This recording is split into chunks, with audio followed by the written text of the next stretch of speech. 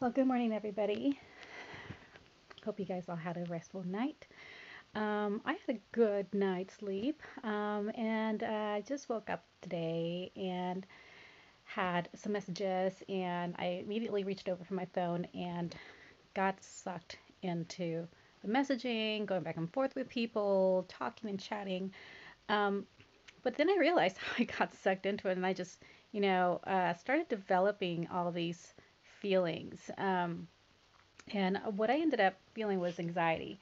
There was like a video that showed how somebody in New York, jumped from a building, and that just left me shaken, to say it that way. And of course, there was this flurry of things and people messaging, sending good informational stuff, and some just, you know, dramatic stuff, such as the one from New York.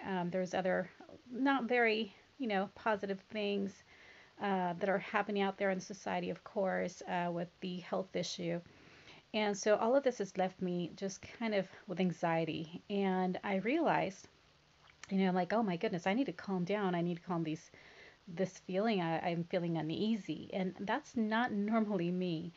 But anxiety is something we all, experience as human beings. So I realized that, this must be happening a lot. I know there's a lot of anxiety out there, and I see it everywhere. I see it when I go to the grocery store and on people's postings. Everybody has some sort of fear, of course, and is afraid, and this anxieties develop in in our minds and our bodies, and there's a chemical reaction that happens. So I just thought, of my students, of course, and all the young people out there who don't realize that, when the anxiety hits, what it feels like and what to do about it and how to react and how to, handle it. For most of us adults, most of us, I say, we know how to handle it. We know what's going on. We recognize it. First thing that you need to do, obviously, is recognize it and then do something about it. One thing that you can do though is if you don't know, let's talk about how that feels. Anxiety for most, it's just an uneasy feeling. It is a feeling of like maybe there's a sensation all over your body of just your nerves, just it's hard to explain it. Or maybe in the pit of your stomach, you feel uneasy in your stomach. Another way to, is just we react in a negative way. So thinking, when somebody snaps or says something and somebody snaps, sometimes there's some frustration, some sort of anxiety that happens with that. So um, those are some markers that you can kind of just identify if you're and check yourself to see if that is what you're feeling. So anxiety has many different forms of showing up. But I know the young minds have a really hard time knowing what they're feeling.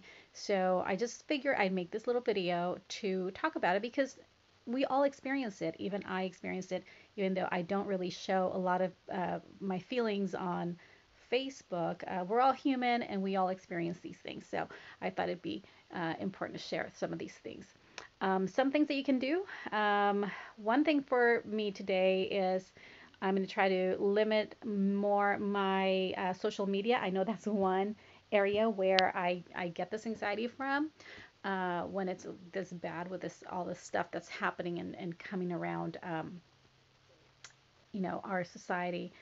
People treating each other in a negative way, and anxieties it's just everywhere. I see it in everything. Everybody's postings, the way they treat each other, the way they talk about each other. Not that society in social media was a little different before. I mean, it happened before as well, but you can see the kind of things that they say. That's different. So the kind of videos that people show, that's kind of different because they're showing their fear, they're showing their anxiety over this COVID-19 situation. So anyway, one of the things you can do, what can you do if you're at home? That's going to be, a little bit easier for you, or a lot easier for you than those who have to go to work. So I'm going to talk about those people who have to stay home and are able to stay home. There's a lot of things to do. First thing is get off social media. Try to limit that. The less you're exposed to that, sometimes that can be helpful to, center yourself. What you need to do is not worry about the outside world as much. Our emotional health and our mental health is just as important as our physical health.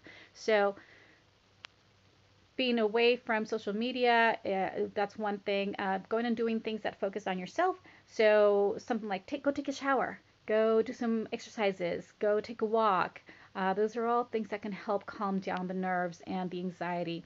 Um, go, make yourself breakfast, make yourself some food, find something different, and you too create for yourself. Like just throw some stuff together and create something new that maybe you have, just a curiosity about in regards to food. See what, maybe you do. Maybe there is something that you've always wanted to try and you wanted to make something, for yourself, something delicious. Try to think of different things to do. If you do meditate, do meditation. If you pray, pray. Whatever your choice is, whatever you do, just do something that centers you. Um, Write, dance, draw. There's so much things to do. Reorganize your home, reorganize your living room. Just give it a new look. Try something different. I haven't done my makeup obviously today. I haven't even done anything yet. This morning I just decided to, share as most naturally as possibly this situation as it is. So here I am, all in natural. So um, give yourself something to focus on, though. That's, I think, very, very important to give yourself a different focus other than social media if you're feeling uneasy. You might be uneasy because maybe a family member is exposed all the time or they're out there working. Try to be helpful. If you have that, one of the things, if you have that heart, some people, what they do and what they can do is to help the situation, help confront it, help, be helpful rather than just be uneasy about it. So if you know how to sew, make masks. If you know how to do something, if you have the supplies and you can make sanitizer for your loved one or for friends and family, make them. If you have neighbors who need help, who are elderly or in a compromised health situation, offer help. Do what you can if that is what will give you peace in your heart. There's so many things to do. For those of you who can't stay home and you guys are at work, well, you are our heroes. You are the first and front lines of keeping society and civilization going and keeping it from completely breaking down. Without you, we could not go back in 3 weeks. Without you, it will become chaos. We need you out there, and we are forever grateful and thankful. I wish I could do more for you, but I'm one person. But I do believe in and think that you are our essential workers, our essential people.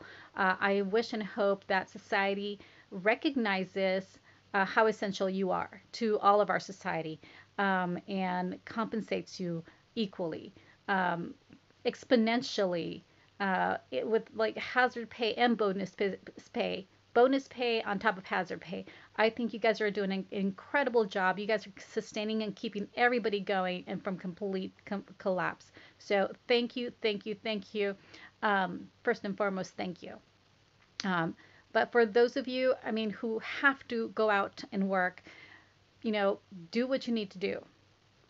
Reach out to people, find support from your loved ones, from friends, from family, from uh, all of us. We are here for you. You're there for us. We are here for you. So reach out, cry, do what you need to do to get through your day. We understand. Just keep going. We're here for you. Please reach out. Much love to you all. There's so many things that everybody can do to help keep themselves sane, happy, and well. And I wish you all a wonderful, wonderful rest of your day as best as possible, and hope and wish all of you well. And you guys be safe. All right. Love you all. Bye.